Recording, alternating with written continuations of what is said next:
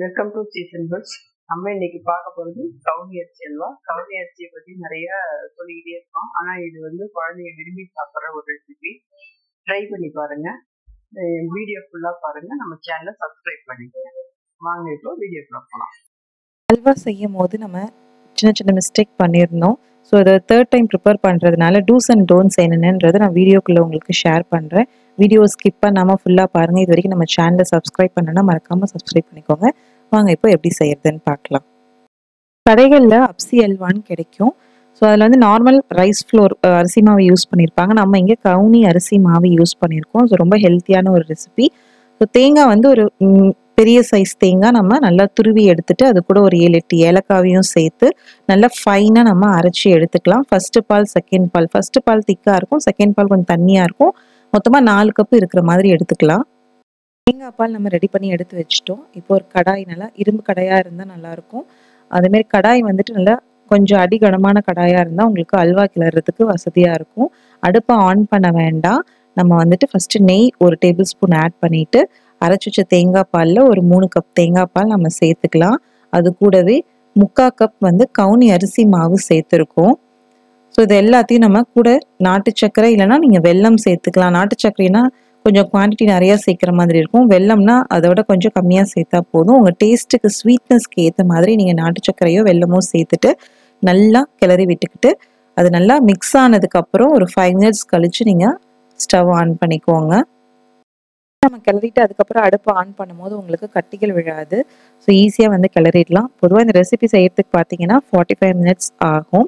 So நல்லா கெட்டியாகிற வரைக்கும் கிளறிட்டு கொஞ்சம் கொஞ்சமாக நம்ம கெட்டியாகும் போது கொஞ்சம் கொஞ்சமாக தேங்காய் பால் ஆட் பண்ணிக்கோங்க. ஆட் பண்ணி நல்லா மிக்ஸ் பண்ணிக்கோங்க. ஸோ 1 கப் தேங்காய் பாலை கொஞ்சம் கொஞ்சமாக சேர்த்து நல்லா மிக்ஸ் பண்ணிவிட்டு உங்களுக்கு கெட்டியாகிற வரைக்கும் நம்ம கிளறிட்டே இருக்கலாம். ஸோ நாங்கள் வந்து ஃபஸ்ட் டைம் வந்து செய்யும் போது கவுனி அரிசியை ஊற வச்சு அரிசி மாவு மாதிரி அரைச்சி, இட்லி மாவு மாதிரி அரைச்சி சேர்த்தோம். ஸோ எங்களுக்கு 3 hours கிட்ட ஆச்சு கிளறி கெட்டியாகிறதுக்கு. ஸோ அதனால் நாங்கள் இந்த டைம் வந்துட்டு அரிசி மாவாக வந்து ஆட் பண்ணியிருக்கோம். ஸோ இது வந்து உங்களுக்கு 45 மினிட்ஸ்லேயே ரெடி ஆயிரும். பட் டேஸ்ட் வைஸ் பார்த்தீங்கன்னா உங்களுக்கு அந்த அரிசி மாவு நம்ம இட்லி மாவு பதத்துக்கு அரைச்சி ஆட் பண்ணி கிளறணும் இல்லையா, அது வந்து டேஸ்ட் வைஸ் ரொம்ப சூப்பராக இருந்தது. இந்த மாதிரி ஒரு ஹெல்த்தியான ஒரு ஒர்த்தான ஒரு ரெசிபி கண்டிப்பாக கிட்ஸ்க்கும் செஞ்சு கொடுங்க. ஸோ இப்போ நம்ம நெய் வந்து 1 டேபிள் ஸ்பூன் ஆட் பண்ணிக்கலாம். நல்லா கெட்டியானதுக்கப்புறம் நம்ம கொஞ்சம் கொஞ்சமாக இப்போ நெய் சேர்க்க போகிறோம். நெய்யும் அதே மாதிரி இந்த ரெசிபிக்கு நிறைய தேவைப்படாது. இந்த அல்வாக்கு பார்த்தீங்கன்னா 3 டேபிள் ஸ்பூன் நெய்யே போதுமானதாக இருக்கும். ஸோ நம்ம தேங்காய் பாலில் பண்ணுறதுனால நெய் வந்து உங்களுக்கு அதிகமாக தேவை கிடையாது. இல்லை எனக்கு கொஞ்சம் நெய் நல்லா விட்டு வரணும் அப்படின்னு நீங்கள் எக்ஸ்பெக்ட் பண்ணீங்க அப்படின்னா நீங்கள் இன்னும் கொஞ்சம் நெய் ஆட் பண்ணிக்கலாம். ஸோ ஸ்வீட்டும் நீங்கள் டேஸ்ட் பண்ணி பார்த்துட்டு அதுக்கேற்ற மாதிரி ஆட் பண்ணிக்கோங்க. இப்போ நம்ம நல்லா கிளறிட்டே இருக்கணும்.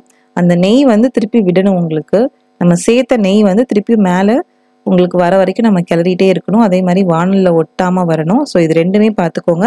3ஆவதாக இன்னொரு விஷயம் இருக்குது. என்னென்னா அந்த நீங்கள் கிளறும் போதே உங்களுக்கு அந்த தேங்காய் பாலோட மனம் வந்து நல்லா வரும்.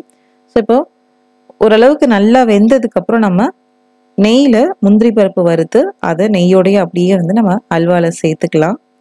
ஸோ அதுக்கப்புறமா நம்ம ஒரு 10 to 15 மினிட்ஸ் நல்லா கிளறணும். ஸோ முந்திரி பருப்பு சேர்த்துட்டு அந்த நெய் வந்து உங்களுக்கு திருப்பியும் வெளியிடுற வரைக்கும் நம்ம வந்து நல்லா கிளறணும். ஸோ இந்த அல்வா பார்த்தீங்கன்னா இன்னொன்று நம்ம பண்ணலாம். இந்த மாதிரி அரிசி மாவை டைரெக்டாக சேர்க்காம கொஞ்சம் நேரம் தண்ணியில் ஊற வச்சுட்டு மிக்சியில் ஒரு ஓட்டிட்டு தண்ணியாக நீங்கள் ஆட் பண்ணாலும் உங்களுக்கு வந்துட்டு சீக்கிரம் வந்து திக்னஸ் ஆயிரும். அதாவது நீங்கள் அரிசி மாவு இப்போ நம்ம கெட்டியாக சேர்த்தோம் இல்லையா, மாவாக சேர்த்தோம் ஃப்ளோராக, நம்ம வந்து மிக்சியில் ஊற வச்சு மிக்சியில் அரைச்சி பேட்டராக சேர்த்தோம் அப்படின்னா அதுவும் வந்து உங்களுக்கு நல்ல டேஸ்ட்டாக இருக்கும். ஸோ நெய் வந்து பார்த்தீங்கன்னா சுற்றி விட ஆரம்பிச்சிருச்சு. அல்வா ரெடி ஆயிடுச்சுன்னு அர்த்தம். உங்களுக்கு நல்ல ஒரு அரோமா வந்து ஸ்ப்ரெட் ஆகும். அதே மாதிரி வானலில் ஒட்டாமல் வரும். இந்த மாதிரி வந்துச்சுன்னா நீங்கள் அல்வாவை ஆஃப் பண்ணிவிட்டு வேற ஒரு பவுலில் நீங்கள் அடுப்பை ஆஃப் பண்ணிட்டு வேற ஒரு பவுலில் ட்ரான்ஸ்ஃபர் பண்ணிக்கலாம். ஸோ சூப்பரான ஹெல்த்தியான ஒரு ரெசிபி. ரொம்ப கம்மியான நெய், ஸ்வீட் கம்மியாகவும் நம்ம யூஸ் பண்ணி செய்யக்கூடிய ரெசிபி. குழந்தைங்களும் விரும்பி சாப்பிடுவாங்க. இந்த ஹாலிடேல கண்டிப்பாக செஞ்சு கொடுங்க. வீடியோ பிடிச்சிருந்தா மறக்காம நம்ம சேனலை சப்ஸ்கிரைப் பண்ணுங்கள், ஷேர் பண்ணுங்கள், கமெண்ட் பண்ணுங்கள். உணவே மருந்து, மருந்தே உணவு, அதுவே நம் பாரம்பரியம். தேங்க்ஸ் ஃபார் வாட்சிங் திஸ் வீடியோ.